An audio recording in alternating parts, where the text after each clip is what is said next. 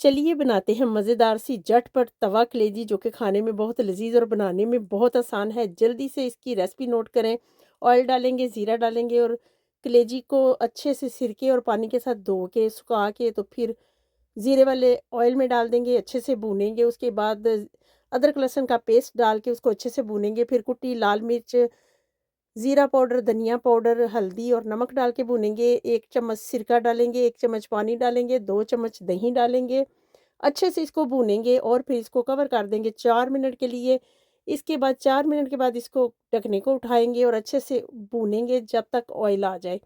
Detail recipe channel पे है, YouTube channel पे इसको देख लीजिए और बड़ी ही मज़ेदार रेसिपी बनकर रेडी है। धनिया डालेंगे, जुलियन कट अदरक डालेंगे, हरी मिर्चें डालेंगे, प्याज़ डालेंगे, लेमन के साथ सर्व करेंगे। इसको तवे पे ही सर्व किया जाता है। तो जल्दी से तवा कलेजी की रेसिपी देखने के लिए यूट्यूब का विज़िट करें। ओके जी, बाय। अल्लाह हाफ़िज़।